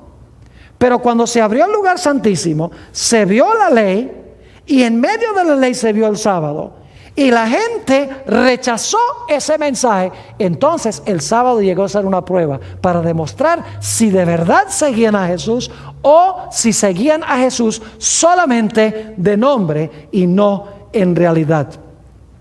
En la página 43 de Primeros Escritos, Elena White dice algo muy interesante. Dice: los enemigos de la verdad presente han estado tratando de abrir la puerta del lugar santo. Es decir, lo que ellos quieren es que la gente crea que Jesús está en el lugar santo. Los enemigos de la verdad presente han estado tratando de abrir la puerta del lugar santo que Jesús cerró, y de cerrar la puerta del lugar santísimo que Él abrió en 1844, donde está el arca que contiene las 2 tablas de piedra, en las cuales fueron escritos por el dedo de Jehová los 10 mandamientos. Saben que hay muchas personas, muchos teólogos que han salido de la iglesia adventista, y las primeras cosas que ellos atacan son la idea del juicio, que comenzó en 1844, la idea de que la ley de Dios todavía está vigente, la idea de que el sábado es el día de reposo, la idea de que hay que respetar las leyes de la salud, y también la idea de que los muertos están muertos hasta el momento de la resurrección. Hay un individuo cuyo nombre no voy a mencionar por no darle publicidad, que hace algunos pocos años salió de la iglesia adventista, y lo primero que atacó fue la entrada de Jesús al lugar santísimo del santuario en 1844. Dicho sea de paso, tiene una publicación. Lo interesante es que la primera edición de esa publicación atacó la entrada de Cristo en 1844 al lugar santísimo. Las siguientes ediciones de su publicación atacó la ley, atacó el sábado, atacó el estado de los muertos, atacó las normas de la salud, atacó el espíritu de profecía. ¿Por qué razón? Porque cuando usted sale del lugar santísimo, cierra la puerta del lugar santísimo, usted pierde de vista las verdades distintivas y especiales para este tiempo, que son las verdades que hoy en día está rechazando el mundo cristiano. Piénsenlo bien, ¿cuáles son las doctrinas que rechaza el mundo cristiano que tiene la iglesia adventista del séptimo día? La ley, el sábado, el estado de los muertos, la reforma pro salud, la idea de que el juicio comenzó en 1844, y también el espíritu de profecía como un don especial de Dios a su iglesia. Como rehúsan entrar al lugar santísimo, rechazan las verdades que se encuentran centradas en el lugar santísimo y se tornan lo que la iglesia de Filadelfia llama la sinagoga de Satanás, se tornan lo que la Biblia llama Babilonia. Quiero leerles otra cita que encontramos también en Primeros Escritos, página 255, donde dice Elena G. de White esto: se me mostró que el residuo o el remanente siguió por fe a Jesús en el lugar santísimo, y al contemplar el arca y el propiciatorio fue cautivado por su resplandor. Jesús levantó entonces, ahora escuchen esto bien, levantó la tapa del arca, y he aquí que se vieron las tablas de piedra con los 10 mandamientos grabados en ellas. El residuo leyó aquellos vívidos oráculos, pero retrocedió tembloroso al ver que el cuarto mandamiento estaba rodeado de una aureola de gloria y brillaba en él una luz mucho más viva que en los otros 9. Ningún indicio encontró allí el pueblo de Dios de que el descanso sabático se hubiese abolido o trasladado al primer día de la semana. El mandamiento está escrito tal como lo dictó la voz de Dios en solemne e imponente majestad sobre el monte, entre el fulgor de los relámpagos y el estampido de los truenos. Era el mismo mandamiento que con su propio dedo escribió en tablas de piedra. 6 días trabajarás y harás toda tu obra, mas el séptimo día es reposo para Jehová tu Dios. Los fieles, dice ella, se admiraron de la solicitud con que estaban cuidados los 10 mandamientos, puestos junto a Jehová, cubiertos y protegidos por su santidad.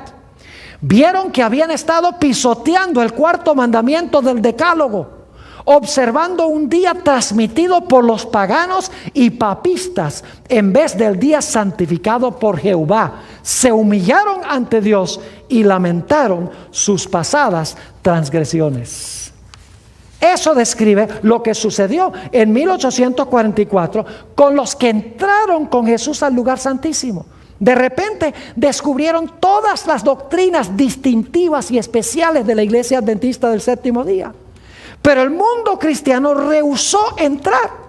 Profesa seguir a Cristo, profesa hacer lo que dice Jesús, pero alberga una serie de doctrinas que son contradictorias a las enseñanzas de Jesús, a las enseñanzas de la Biblia, y por eso la Biblia los llama la sinagoga de Satanás y los llama Babilonia. En una visión muy interesante de Elena White, Primeros Escritos, esta es una visión un poco larga, así que solamente voy a leer algunas porciones de esta cita, página 258 a la página 261 de Primeros Escritos. La sierva de Dios dice esto, y quiero que noten el paralelismo con lo que sucedió en el día del Pentecostés y lo que sucedió en 1844. Dice lo siguiente: se me recordó la proclamación del primer advenimiento de Cristo. Juan fue enviado en el espíritu y el poder de Elías a fin de que preparase el camino para Jesús. Ustedes saben que Juan el Bautista fue llamado para preparar el camino para la primera venida de Jesús. Ahora escuchen bien. Los que rechazaron el testimonio de Juan no recibieron el beneficio de las enseñanzas de Jesús. Es decir, los que rechazaron el mensaje de Juan cuando Jesús enseñó, también rechazaron a Jesús. Sigue diciendo, su oposición al mensaje que había predicho la venida de él, los colocó donde no les era fácil recibir las evidencias más categóricas de que era el Mesías. Satanás indujo a aquellos que habían rechazado el mensaje de Juan a que fuesen aún más lejos, a saber, que rechazasen y crucificasen a Cristo. ¿Ven? Rechazaron el mensaje de Juan, por lo tanto no estaban preparados para recibir el mensaje de Jesús. Pero hay más. Dice, al obrar así, se situaron donde no pudieron recibir la bendición del Pentecostés, que les habría enseñado el camino al santuario celestial. 3 pasos. Rechazaron el mensaje de Juan, por lo tanto rechazaron el mensaje de Jesús, por lo tanto rechazaron lo que sucedió en el día del Pentecostés.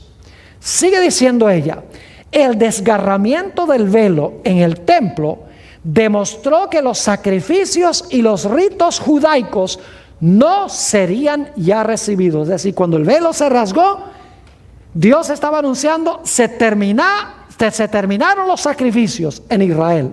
Sigue diciendo, el gran sacrificio había sido ofrecido y aceptado. Y el Espíritu Santo que descendió en el día del Pentecostés dirigió la atención de los discípulos desde el santuario terrenal al celestial, donde Jesús había entrado con su propia sangre para derramar sobre sus discípulos los beneficios de su expiación, es decir, para poder derramar sobre ellos el Espíritu Santo. Fíjense entonces los pasos. Recibieron el mensaje de Juan, por lo tanto recibieron el mensaje de Jesús, por lo tanto siguieron a Jesús de la tierra al lugar santo del santuario celestial y pudieron recibir la bendición que se derramó en el día del Pentecostés. Pero ¿qué pasó con la mayoría de los judíos? Habían rechazado el mensaje de Juan, por lo tanto habían rechazado a Jesús y por lo tanto en el día del Pentecostés rechazaron el hecho de que Jesús había entrado al lugar santo del santuario. Fíjense lo que sigue diciendo la autora. Pero los judíos fueron dejados en tinieblas totales. Perdieron toda la luz que pudieran haber tenido acerca del plan de salvación. Y siguieron confiando en sus sacrificios y ofrendas inútiles. El santuario celestial había reemplazado el terrenal, pero ellos no tenían noción del cambio, por lo tanto no podían recibir los beneficios de la mediación de Cristo en el lugar santo. Y luego va a hablar de lo que pasó en 1844, que es paralelo con el mundo cristiano. Sigue diciendo, muchos miran con horror la conducta seguida por los judíos al rechazar a Cristo y crucificarlo. Dicen, ¡ay, qué horrible que crucificaron a Cristo! Y cuando leen la historia del trato vergonzoso que recibió, piensan que le aman y que no le habrían negado como le negó Pedro, ni le habrían crucificado como lo hicieron los judíos. Pero Dios, quien lee en el corazón de todos, probó aquel amor hacia Jesús que ellos profesaban tener. Todo el cielo observó con el más profundo interés la recepción otorgada al mensaje del primer ángel. Pero muchos que profesaban amar a Jesús y que derramaban lágrimas al leer la historia de la cruz, se burlaron de las buenas nuevas de su venida. Igual que Juan anunció la venida, se burlaron de él. Cuando se levantó Guillermo Miller a anunciar que Jesús iba a venir, 1844, se burlaron del mensaje de él. Sigue diciendo, en vez de recibir el mensaje con alegría, declararon que era un engaño. Aborrecieron a aquellos que amaban su aparición y los expulsaron de las iglesias. Igual que los judíos hicieron con los hijos de Dios, expulsaron a ellos de las sinagogas. Sigue diciendo, los que rechazaron el primer mensaje no pudieron recibir el beneficio del segundo. Igual que los que rechazaron a Juan no pudieron recibir el mensaje de Jesús. Dice, los que rechazaron el primer mensaje no pudieron recibir beneficio del segundo. Tampoco pudo beneficiarles el clamor de medianoche que había de prepararlos para entrar con Jesús por la fe en el lugar santísimo del santuario celestial. ¿Notan los tres pasos otra vez? El paralelismo. Rechazan al de Juan, rechazan el mensaje de Jesús, rechazan la entrada de Jesús al lugar santo. En 1844 los mileritas predican, ese mensaje se rechaza por parte del mundo cristiano en su mayoría. Como resultado no están listos para recibir el mensaje del segundo ángel, que es de salir de allá, y por lo tanto están impreparados para seguir a Jesús al lugar santísimo del santuario. Sigue diciendo, y por haber rechazado los dos mensajes anteriores, entenebrecieron de tal manera su entendimiento que no pueden ver luz alguna en el mensaje del tercer ángel que muestra el camino que lleva al lugar santísimo. Vi que así como los judíos crucificaron a Jesús, las iglesias nominales, que son aquellos que rechazaron lo que sucedió en 1844, las iglesias nominales han crucificado estos mensajes de los tres ángeles y por lo tanto no tienen conocimiento del camino que lleva al Santísimo, ni pueden ser beneficiados por la intercesión que Jesús realiza allí. Como los judíos que ofrecieron sus sacrificios inútiles, ofrecen ellos sus oraciones inútiles al departamento que Jesús abandonó. ¡Qué bárbaro! La mayoría de los cristianos están elevando sus oraciones al apartamento donde no está Jesús. No siguieron a Jesús al Santísimo y por lo tanto no le están obedeciendo. Sigue diciendo, como los judíos que ofrecieron sus sacrificios inútiles, ofrecen ellos sus oraciones inútiles al departamento que Jesús abandonó. Y ahora escuchen. Y Satanás, a quien agrada el engaño, asume un carácter religioso y atrae hacia sí la atención de esos cristianos profesos, obrando con poder sus señales y prodigios mentirosos para sujetarlos en su lazo. La sinagoga de Satanás, ¿recuerdan? Babilonia, que está llena de demonios, dice la Biblia. Dice, a algunos los engaña de una manera y a otros de otra. Tiene diferentes seducciones preparadas para afectar diferentes mentalidades. Algunos consideran con horror un engaño, mientras que reciben otro con facilidad. Satanás seduce a algunos con el espiritismo. También viene como ángel de luz y difunde su influencia sobre la tierra por medio de falsas reformas. Las iglesias se alegran. Estas son las iglesias que rechazaron el mensaje de 1844. Las iglesias se alegran y consideran que Dios está obrando en su favor de una manera maravillosa cuando se trata de los efectos de otro espíritu. La excitación se apagará y dejará al mundo y a la iglesia en peor condición que antes. Y ahora escuchen, hoy en día se ve supuestamente un gran reavivamiento entre las iglesias protestantes de los Estados Unidos. La gente habla en lengua y la gente salta y la gente canta y la gente grita y hay milagros y sanamientos y todo. Escuchen esto. Vi que Dios tiene hijos sinceros entre los adventistas nominales, es decir, las iglesias que rechazaron el mensaje de la entrada de Cristo al lugar santísimo. Vi que Dios tiene hijos sinceros entre los adventistas nominales y las iglesias caídas. Y esta es la buena nueva. Y antes que sean derramadas las plagas, los ministros y la gente serán invitados a salir de esas iglesias y recibirán gustosamente la verdad. Satanás lo sabe. Ahora escuchen bien, Satanás sabe que ese mensaje viene invitando a los verdaderos hijos de Dios a salir de esas iglesias donde hay milagros y señales y prodigios. Dice, Satanás lo sabe. Y antes que se dé el fuerte pregón del tercer ángel, despierta excitación en aquellas organizaciones religiosas a fin de que los que rechazaron la verdad piensen que Dios los acompaña. Satanás espera engañar a los sinceros e inducirlos a creer que Dios sigue obrando a favor de las iglesias. Pero la luz resplandecerá y todos los que tengan corazón sincero dejarán a las iglesias caídas y se decidirán por el remanente. Ahora, permítame leerles un par de citas de Elena G. de White sobre la sinagoga de Satanás. ¿Están entendiendo lo que es la sinagoga de Satanás? Que el mundo cristiano se convirtió en la sinagoga de Satanás en Babilonia en 1844 porque rechazó los mensajes especiales del lugar santísimo. Y lo triste es que hoy en día en la iglesia adventista nosotros queremos adorar como adoran ellos y queremos usar los métodos de evangelismo que usan ellos y queremos enseñar lo que enseñan ellos y no usamos el espíritu de profecía por temor a ofenderlos a ellos. Fíjense lo que dice Elena White sobre lo que es la sinagoga de Satanás. Cristo se refiere a la iglesia, y esto se encuentra en una revista que se llama Review and Herald, diciembre 4 de 1900. Cristo se refiere a la iglesia sobre la cual Satanás preside como la sinagoga de Satanás.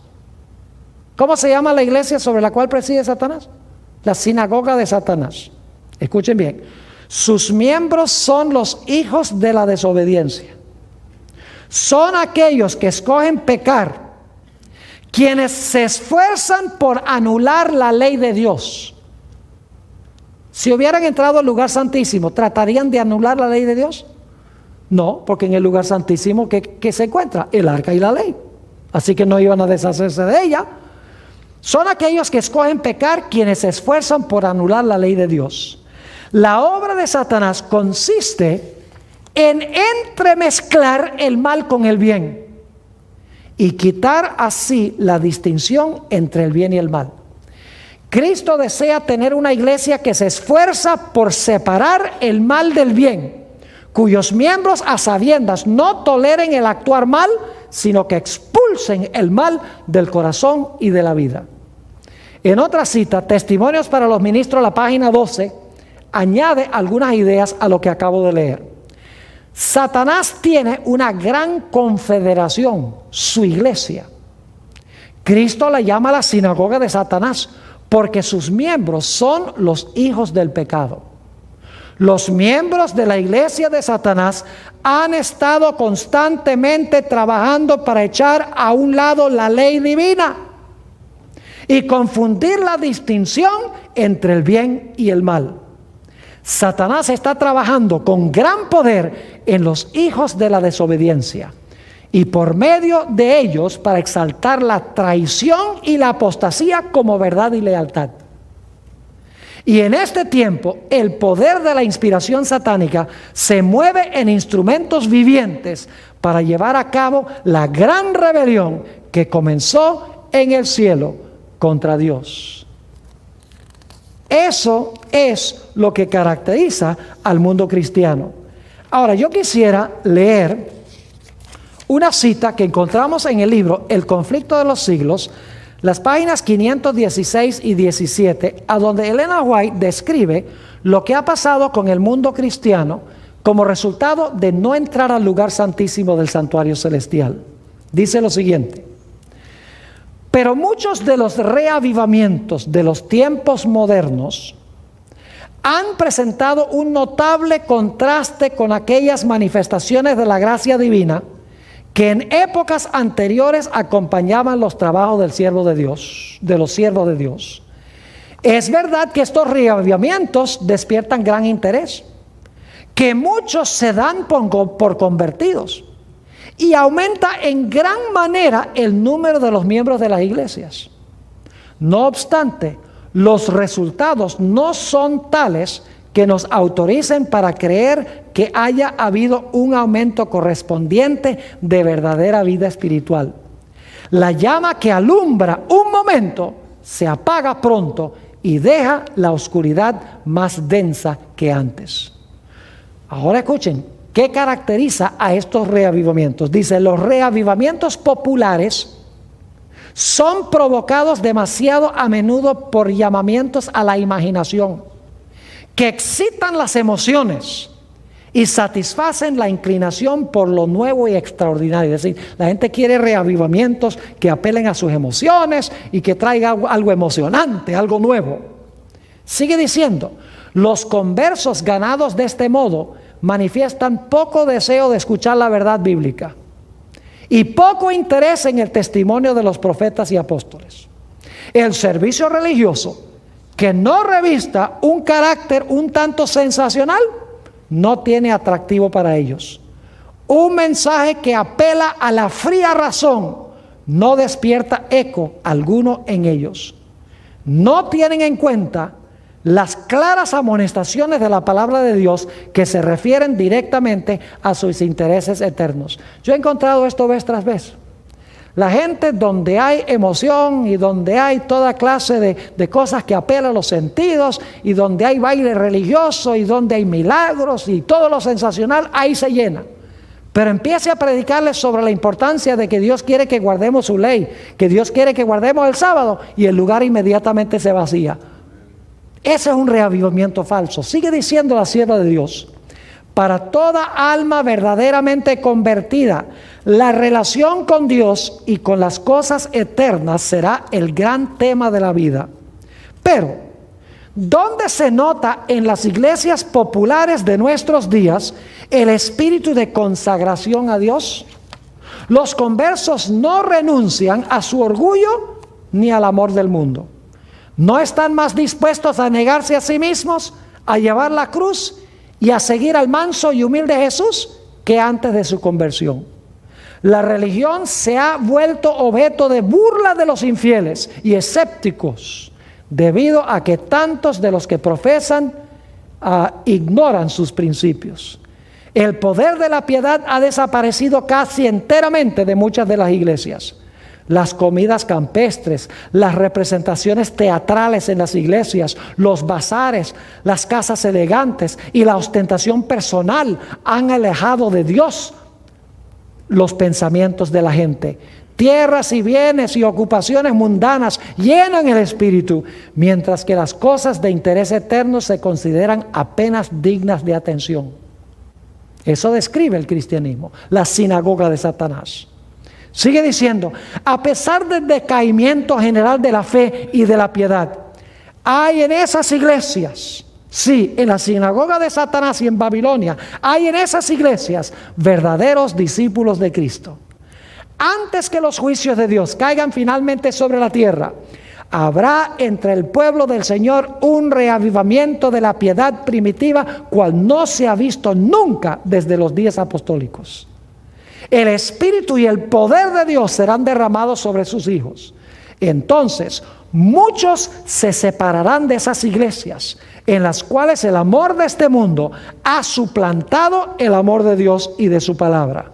Muchos, tanto ministros como laicos, aceptarán gustosamente esas grandes verdades que Dios ha hecho proclamar en este tiempo, a fin de preparar a un pueblo para la segunda venida del Señor. Ahora Satanás sabe esto. Fíjense lo que sigue diciendo. El enemigo de las almas desea impedir esta obra, el verdadero reavivamiento. Y antes que llegue el tiempo para que se produzca tal movimiento, tratará de evitarlo introduciendo una falsa imitación. Hará aparecer como que la bendición especial de Dios es derramada sobre las iglesias que pueda colocar bajo su poder seductor. Allí, en esas iglesias, se manifestará lo que se considerará como un gran interés por lo religioso. Multitudes se alegrarán de que Dios esté obrando maravillosamente en su favor, cuando en realidad la obra provendrá de otro espíritu. Bajo un disfraz religioso, Satanás tratará de extender su influencia sobre el mundo cristiano. ¡Qué barbaridad! Está ampliando lo que encontramos en el mensaje a la iglesia de Filadelfia y lo que se encuentra en los mensajes de los 3 ángeles de Apocalipsis, el capítulo 14. Ahora, ¿recuerdan ustedes ese capítulo de Primeros Escritos donde Elena White describió cómo el Padre entró y se sentó y luego Jesús en un carro de llamas fue traído donde estaba el Padre, se abrió la puerta al lugar santísimo y ahí empezó el Señor Jesucristo su obra? Pues saben ustedes que ese capítulo tiene solamente 1 página y media en el libro Primeros Escritos. Ese libro, Primeros Escritos, fue escrito muy temprano en el ministerio de Elena G. White. Más adelante ella lo amplió en el libro El Conflicto de los Siglos. Lo interesante es que en El Conflicto de los Siglos, esa página y media de Primeros Escritos, ella amplía desde la página 461 del Conflicto de los Siglos hasta la página 618. Es decir, más de 100 páginas. Ella amplía lo que se encuentra en esa página y media. ¿Y saben lo que es interesante? Voy a darle los títulos de los capítulos del Conflicto de los Siglos y les voy a decir qué contienen esos capítulos para que ustedes vean que cuando se abrió la puerta del lugar santísimo, las verdades especiales de la iglesia adventista se revelaron en el lugar santísimo. Página 461 a la página 475, el título del capítulo es El Templo de Dios. Está hablando allí del santuario. En la página 476 a la página 485, lamentablemente en español la traducción es Jesucristo nuestro abogado, pero en inglés, que fue el título que ella le dio, el título es In the Holy of Holies, en el lugar santísimo. Es decir, está describiendo la entrada de Jesús al lugar santísimo. El siguiente capítulo, página 486 a la página 503, lamentablemente en español está el título Los Estados Unidos en la profecía. Pero en inglés el título que le dio la hermana White es God's Law Immutable, la ley de Dios inmutable. Fíjense que ella está hablando del santuario, del lugar santísimo, la inmutabilidad de la ley de Dios. El siguiente capítulo se titula, página 504 al 513, una obra de reforma. Todo el capítulo tiene que ver con restaurar el sábado como el día de reposo.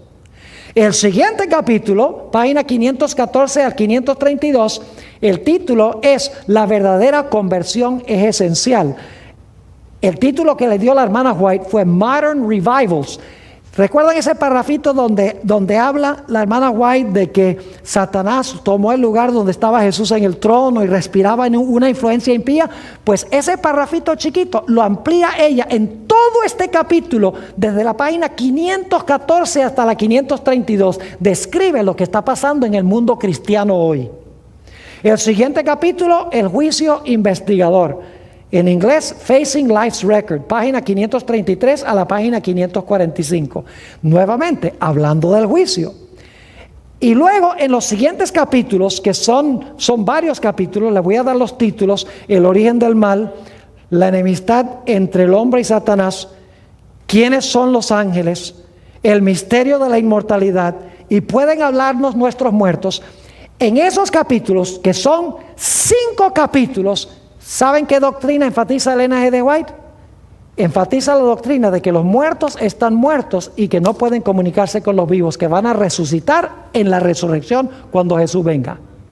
¿Cuáles son las verdades distintivas que está enfatizando Elena G. de White aquí en estos capítulos, donde amplía esa página y media? Ella está enfatizando las verdades distintivas de la Iglesia Adventista del Séptimo Día. Porque cuando los pioneros de la Iglesia Adventista entraron al lugar santísimo, ellos detectaron las grandes verdades que distinguen a la Iglesia Adventista de todas las iglesias cristianas del mundo.